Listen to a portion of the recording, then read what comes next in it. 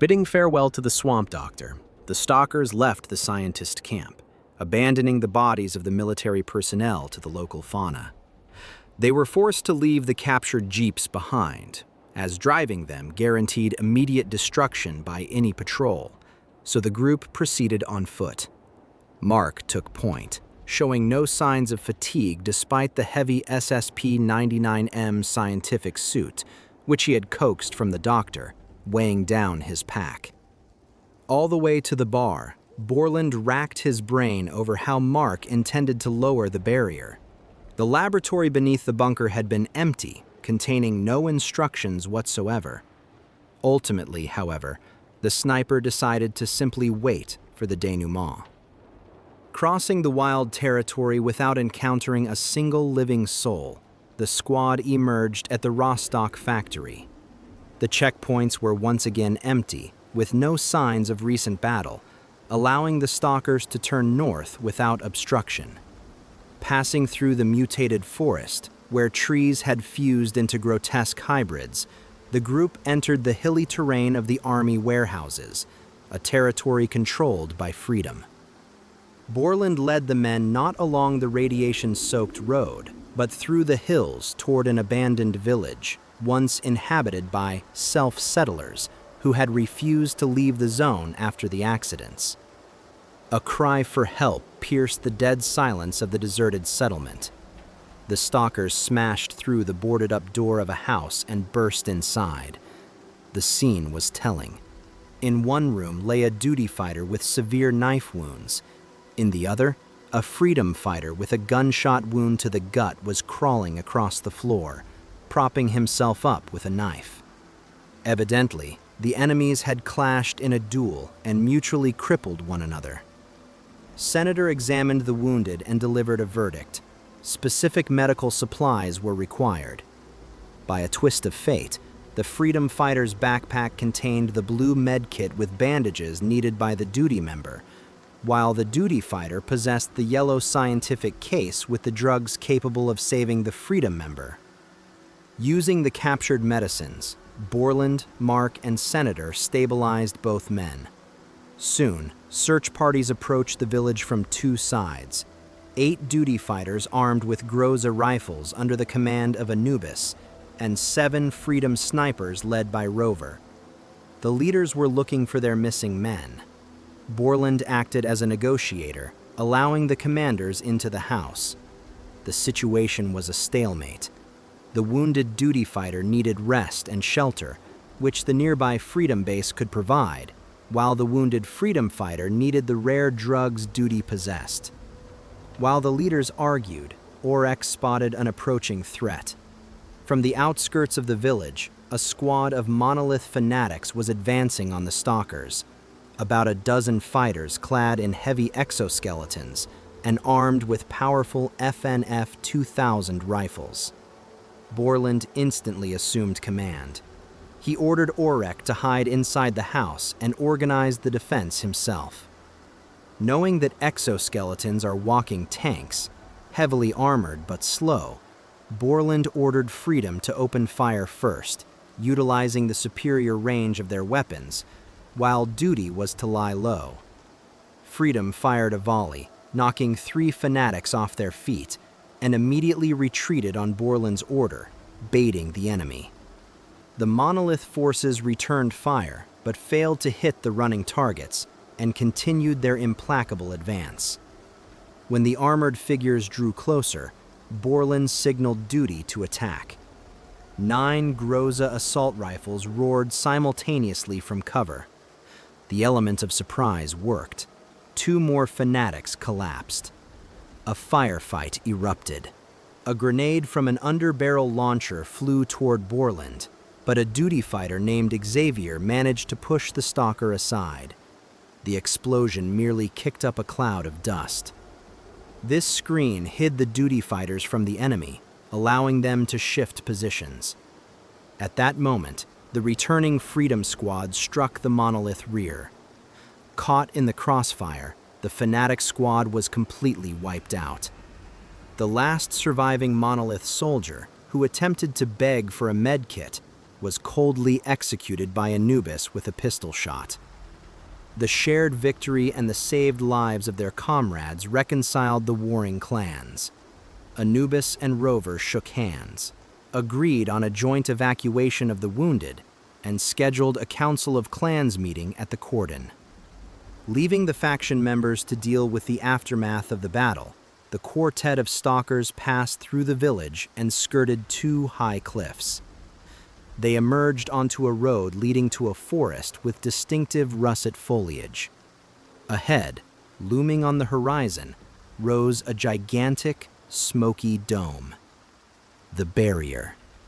Mark, gazing at the goal of his journey, joyfully announced that their path was at an end. The most northern and dangerous territory of the zone greeted the group with a grim landscape. To the right loomed impregnable cliffs, while to the left stretched a dead forest with unnatural, rusty foliage, sharp as a razor. The stalkers reached a raised boom barrier near a checkpoint, intending to head straight for the barrier, but Mark halted the squad.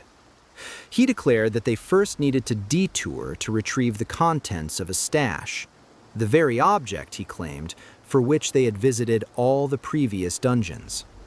Mark explained that hidden in the Red Forest was an item capable of influencing the energetic shell of the barrier, adding cryptically that this object had broken many hearts in its history. Suddenly, a desperate knocking echoed from the locked checkpoint booth.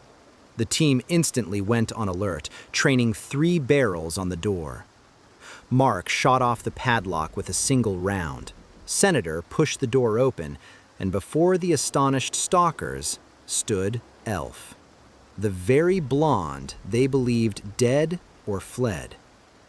It turned out he had left the dark valley following the group, met an acquaintance at the bar, and gone with him to hunt artifacts, only to be deceived, locked in the booth, and stripped of his weapon.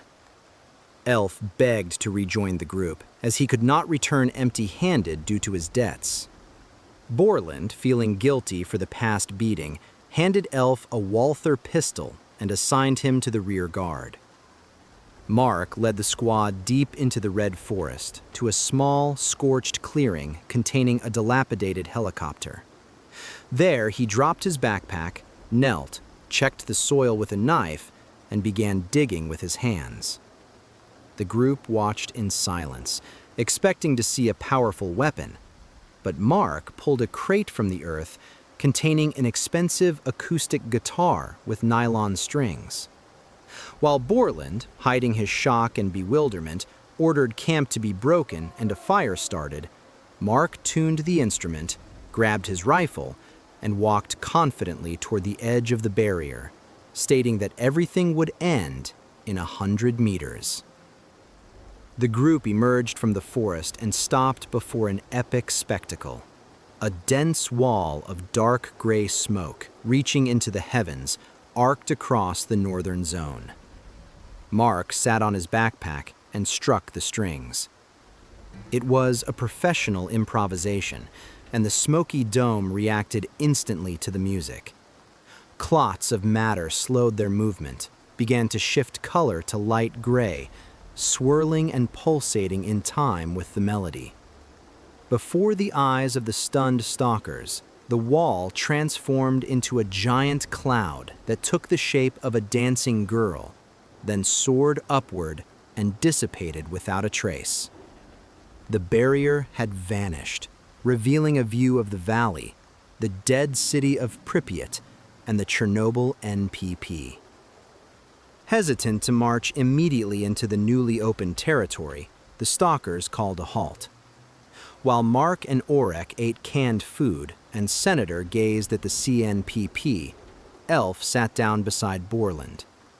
The blonde mentioned he had witnessed Duty burying Patron and Teknar, then expressed surprise at Mark's actions. Elf was bewildered. Why establish a stash with a guitar a week ago if Mark already knew how to lower the barrier? Borland was taken aback and pressed for details. It was revealed that Elf, and half the bar, knew that this guitar had been carried from the cordon to the north a week prior by mercenaries from the Sin clan on Mark's personal orders. Borland realized that Mark had been playing a double game the entire time. He hadn't been searching for information in the underground laboratories. He was merely verifying the stages of a pre-arranged plan. The stash hadn't been found. It had been planted by Mark himself. At that moment, the leader packed up and called everyone to move toward Pripyat. Orek and Elf followed joyfully. Borland, feeling deceived and seething with rage, clenched his fists, dropped the guitar, and followed, swearing to beat the answers out of Mark. Senator, remaining behind for a moment, carefully placed the guitar back in its crate, buried the stash, and hastened after the departing squad. Having walked about 1 kilometer from the Red Forest, Mark began to realize the strangeness of the surrounding environment. The terrain had ceased to resemble the zone. His detector was silent, there were no anomalies, and background radiation had returned to normal levels. Everything looked like a standard abandoned forest circa 2006, as if the second explosion at the CNPP had never occurred. The group emerged onto the highway and headed toward Pripyat. As they moved deeper into the city blocks, an oppressive feeling seized the stalkers. The hollow eye sockets of windows, abandoned playgrounds with creaking swings, and rusted Soviet crests weighed on their psyches heavier than the gloomiest dungeons. To catch their breath and hide from the depressive landscapes of the dead city, the squad entered the Prometheus Cinema and settled in the auditorium. Borland broke the silence. The sniper stood up, walked to the front row, and declared that his patience had snapped. He accused Mark of deception and revealed the results of his investigation, conducted before the expedition even began.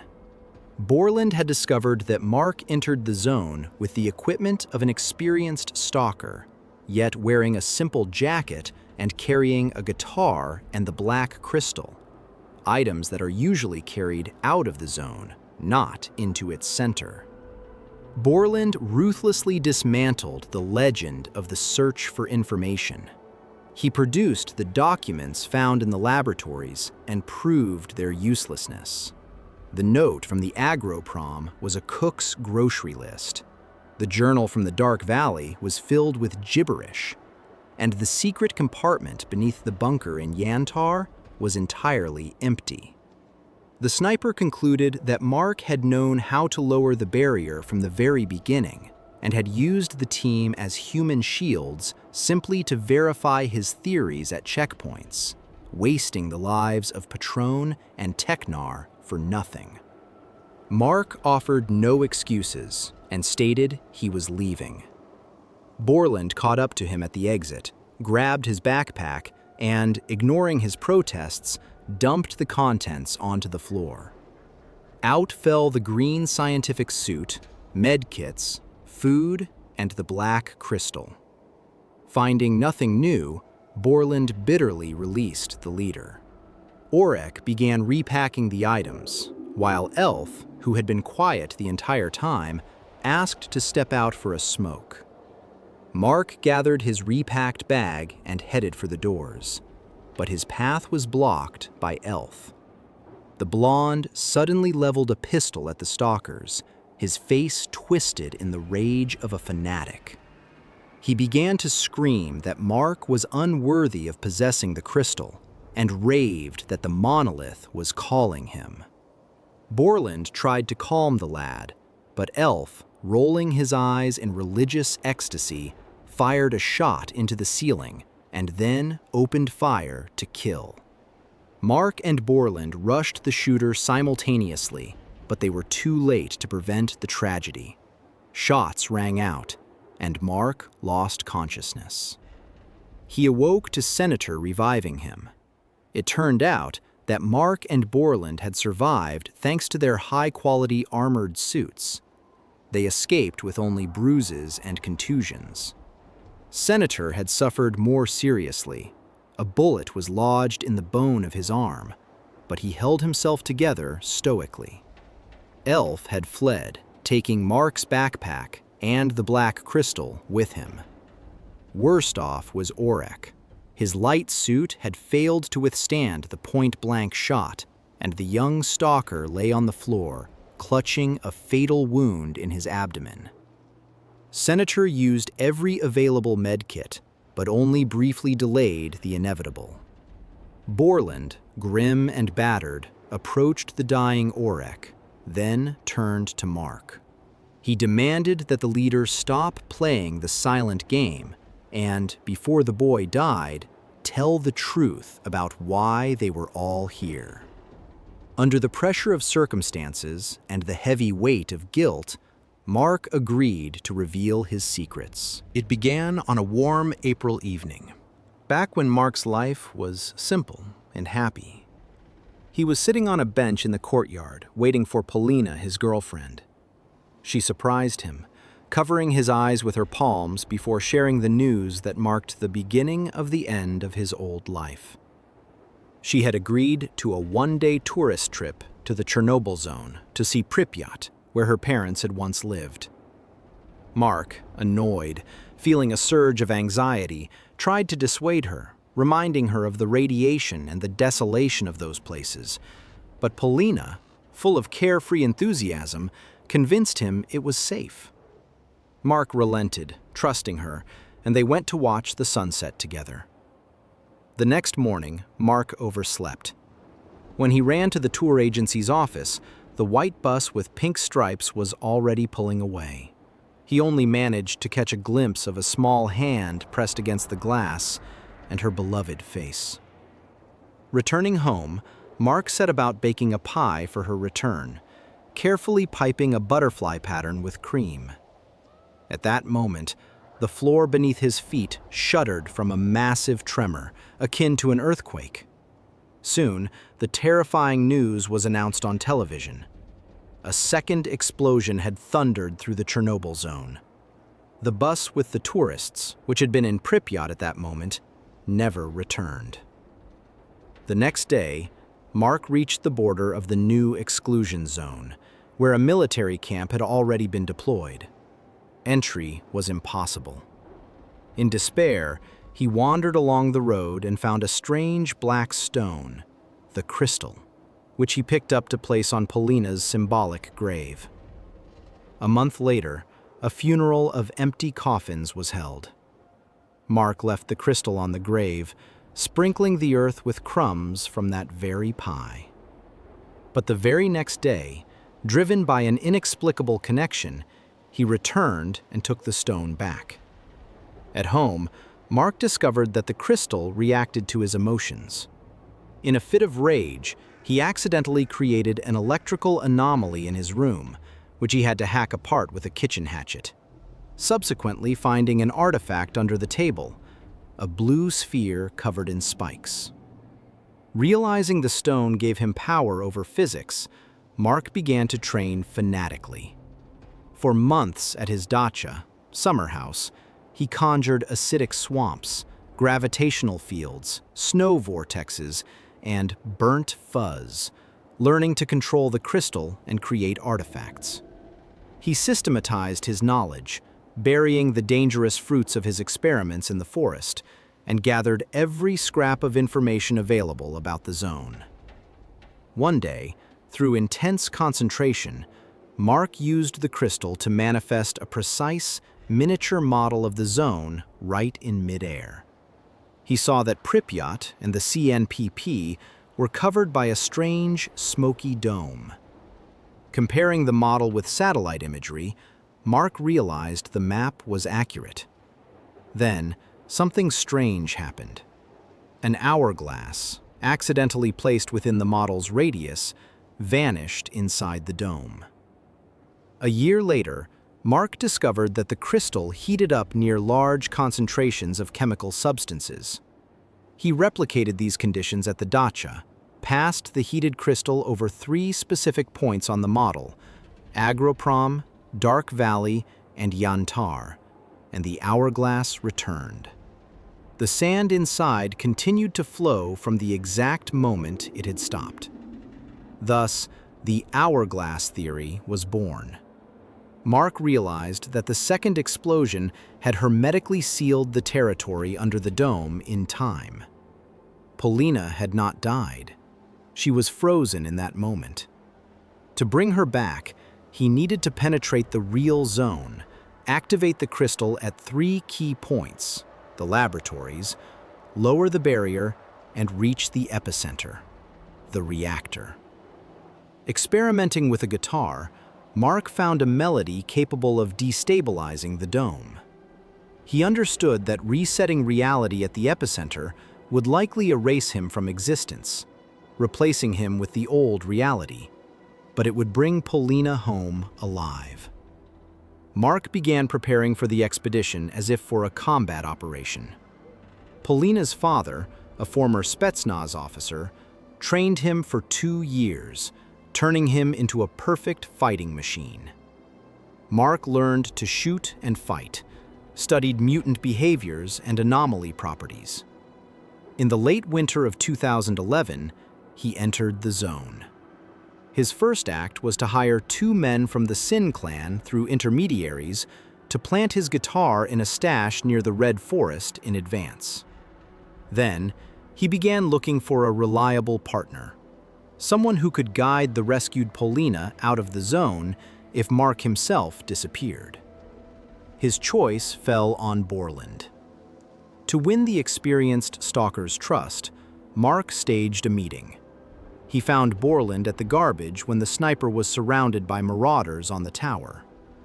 Clutching a grenade in one hand and an artifact in the other, he rushed to save him, beginning his long journey to the barrier. Senator digs the bullet out of his own shoulder with a knife, and the wound closes before their very eyes. The shaman suddenly looks completely healthy and brimming with energy. He thanks Mark for leading him through the barrier, confirming that the music was indeed the key to the shield. Then, Senator turns to Borland and apologizes. Borland tries to recall exactly when he invited Senator to join the team, only to realize with horror that he never did. Mark admits that he brought the shaman along and that Borland had supposedly just approved the decision. But the sniper realizes his memory has been manipulated. The tension in the cinema hall reaches its breaking point. Borland demands to know what is standing before him. Suddenly, an alien voice resonates inside the stalker's head. Borland recoils in panic, reaching for his belt, but his pistol is gone. He screams for Mark to shoot, warning that they are facing a controller.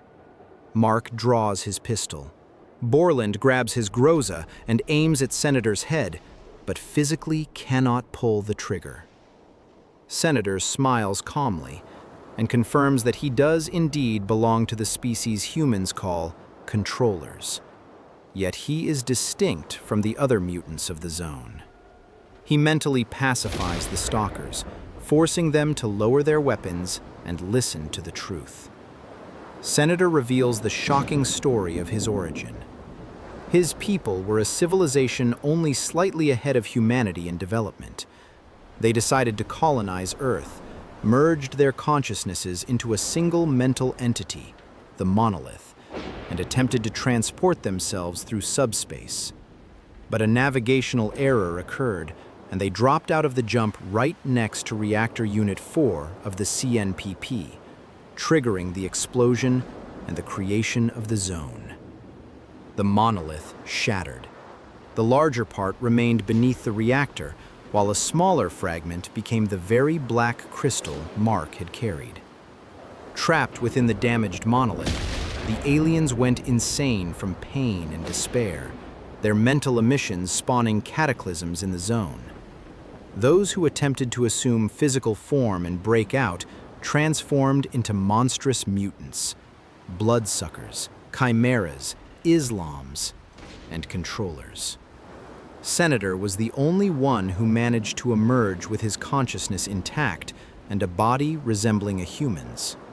He dissolved into the stalker population, observing people, and concluded that humanity, despite its vices, possessed a nobility and courage his own people had lost. Therefore, he decided the Monolith must not win. Elf's role is finally clarified. The traitor became a puppet of the Monolith the moment he laid eyes on the crystal. Now, driven by the call of his masters, he is carrying the crystal to the reactor to slot the missing fragment back into place. If this happens, the Monolith will restore its power and a full-scale colonization of Earth will begin. Mark and Borland cannot pursue Elf, as he stole the only scientific suit capable of protecting against the lethal radiation at the epicenter, which surged once the dome was lowered. Senator announces that his mission is to halt the invasion. He is the only one who can approach the reactor without protection to destroy the crystal along with the Monolith, sacrificing himself in the process. The shaman bids farewell to the stalkers, asking Borland to continue killing mutants, as death is a release for his former brethren. He then heads for the exit to undertake his final journey. Before leaving, he drops a cryptic hint regarding the dying Orek, saying that if the stalkers don't know how to save their friend, they are worthless, and that the solution lies on the surface. Elf, clad in the top-tier green scientific suit, trudged through the streets of dead Pripyat, looking like an alien from another world. He had discarded Mark's backpack and weapons. His mind was entirely consumed by the call of the Monolith, and in his hand, he clutched the black crystal. The artifact grew so hot it burned through the 4-layer glove, yet the stalker felt no pain, continuing his path with a mechanical gait while inhaling the oxygen mixture from his tanks. When Elf reached the ruined sarcophagus and squeezed through a fissure, the Monolith's energy began to melt his protective suit. Hot rubber fused inextricably to his skin. Climbing the stairs inside the power block, Elf's molten glove stuck to a metal rung. He jerked away and plummeted down. In the fall, he lost his helmet along with a patch of scalp, broke a rib, and dislocated his foot. But he stood up immediately and resumed his ascent, ignoring his injuries. Stymied by a locked titanium door he could not open, he doubled back, circled the sarcophagus, and climbed onto the roof. Jumping into a hole, he shattered bones and tore his flesh on lead debris, yet continued to hobble forward with a mad smile on his face. In corridors piled high with radioactive waste and sandbags, he dropped the crystal, and pain returned for a fleeting moment, but as soon as he snatched the stone up again, relief washed over him like a wave. By the time Elf reached the final turn, he was in the terminal stage of radiation sickness. His face was one continuous burn, and his bones had softened. Pushing the last door open with a deformed hand, he entered the central hall, the bottom of the crater where the 15-meter monolith towered. Senator, in his gray trench coat, approached him from behind and demanded the crystal, but Elf, led by the voice of the stone, ignored him and walked right up to the shrine. The monolith and the crystal vibrated in unison, and the voice in Elf's head declared the journey complete. The stalker tried to formulate a wish, but only until he finally, "Give me respect!" The monolith glowed with a soft neon light. At that moment, Senator snatched the crystal that fell from the human's hands, and Elf collapsed onto his back. The monolith granted the wish literally. It showed respect by completely removing its mental control. All sensation returned to Elf. The monstrous pain of burns, fractures, and radiation crashed down upon him instantly, and he died from pain shock in agonizing torment. Senator was left one-on-one with the monolith. The great stone, sensing the return of its fragment, demanded the crystal, but Senator refused.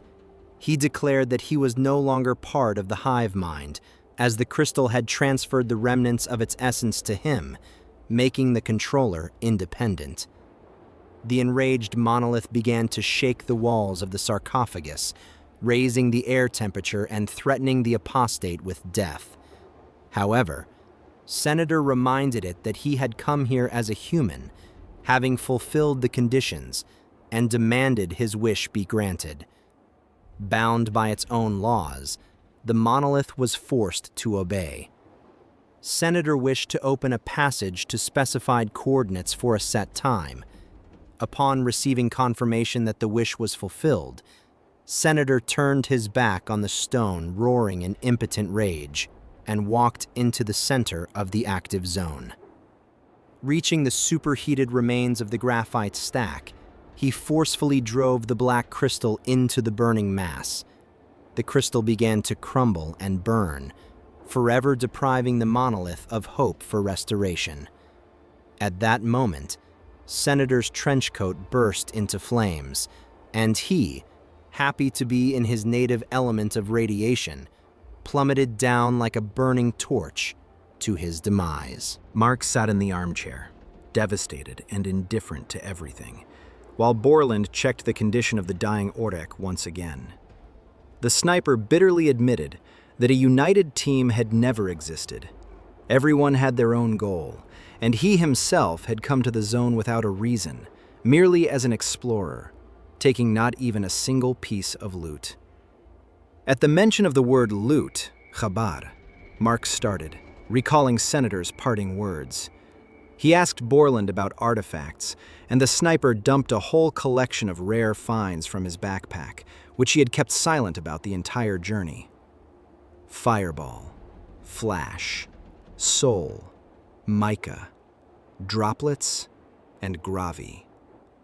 Mark grabbed the artifacts and rushed to Orek, beginning an incredible field operation. Using a knife, he sliced open the mica, placed the gravi between the halves, fusing them into a single whole, then used the droplets to soften the tissues and the flash to stimulate regeneration. The wrenched artifact needed to complete the process was found in the wounded man's own pocket. While Mark performed his manipulations with the anomalous formations, Borland, feeling like a third wheel, stepped out onto the cinema porch to get some air. Outside, an unpleasant surprise awaited him.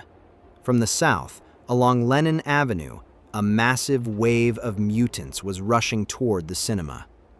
Borland shouted a warning to his comrades and stood his ground to buy time for Mark. He mowed down pseudo-dogs with bursts of fire and scattered them with grenades from his underbarrel launcher. When a bloodsucker lunged at him, the stalker dodged, struck the monster with his boot and rifle butt, and then finished it with shots to the head. Next, an Islam attacked, its long limb nearly crushing Borland's skull, but the sniper managed to fall onto his back and gun down the beast.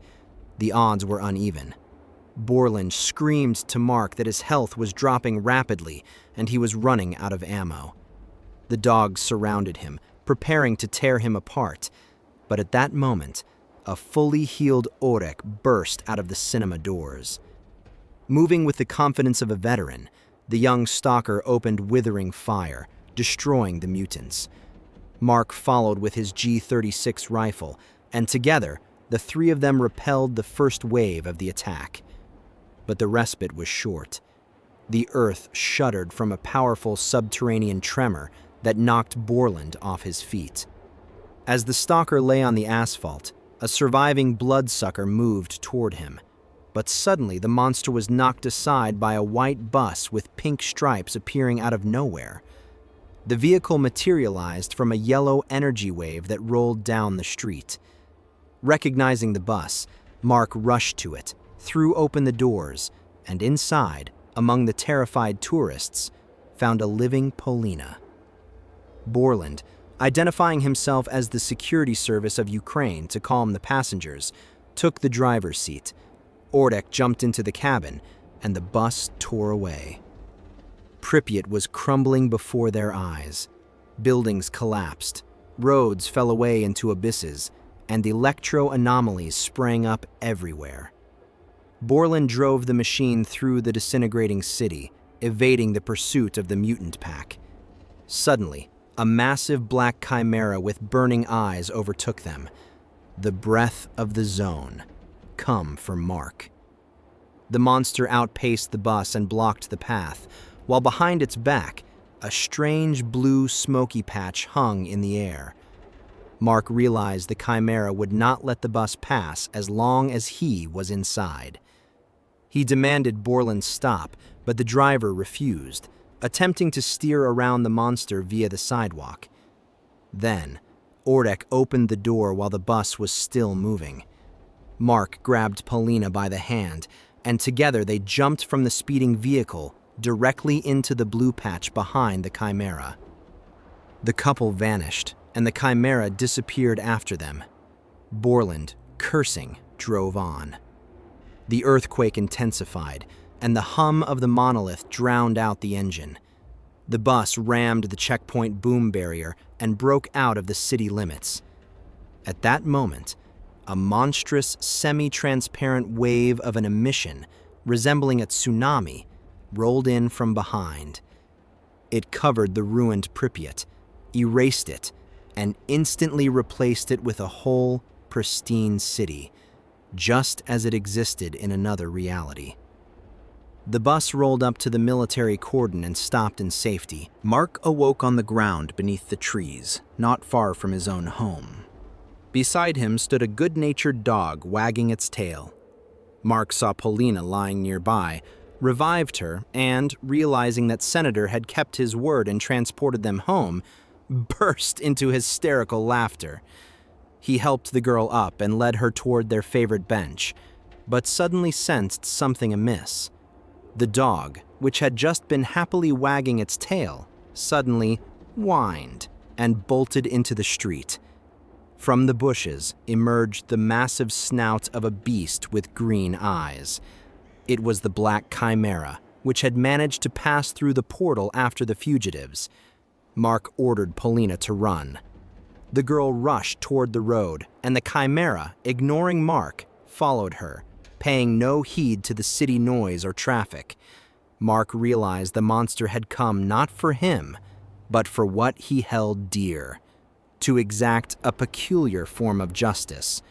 He gave chase. Paulina sprinted across the street, barely dodging a truck, and ran toward her apartment building entrance. The chimera was gaining on her. Mark fired on the run. The bullet struck the monster in the back of the head, causing it to skid across the asphalt, but the beast immediately began to rise. Mark vaulted over the rising beast and fired directly into its maw. The chimera instantly retaliated with a swipe of its claws, slashing the sleeve of his suit and throwing the stalker against the entrance doors. Mark stood in the doorway, shielding Paulina, ready for a final hand-to-hand struggle. The chimera approached, jaws gaping. At that moment, 3 dirty stray kittens crawled out of a basement vent, one by one. They showed no fear of the monster. One, a ginger kitten, stood on its hind legs and licked the chimera on the nose. The monster froze, let out a loud rumble, and then allowed the kittens to climb onto its head. Casting a look at Mark with eyes full of nobility, reminiscent of Senator's gaze, the chimera turned and bounded away in huge leaps, taking its new children with it. Meanwhile, other events were unfolding at the border of the zone.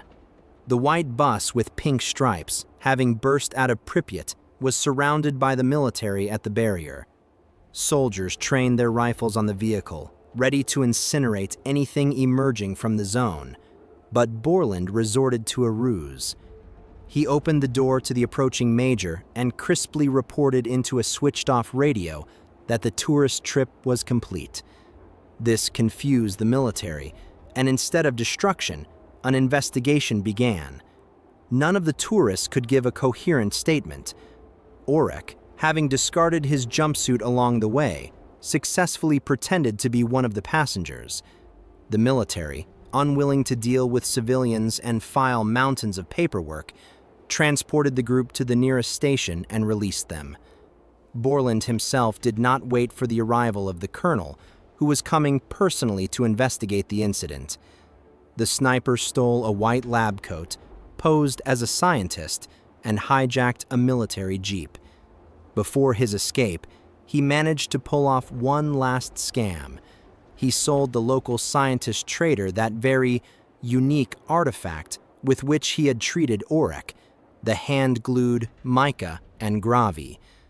The trader paid several thousand euros for the forgery. When the colonel arrived and learned of the deal, he furiously threw the fake out the window, where a patrol dog ate it. Borland's jeep was later found abandoned on the roadside, while the stalker himself vanished without a trace. Several months later, Mark received a letter from Europe addressed to Paulina.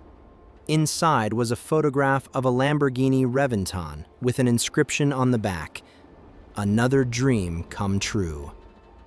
The zone remained in place, the monolith fell silent, and stalkers began to tell legends of how, in the twilight, one can see a massive chimera with 3 kittens sitting on its head.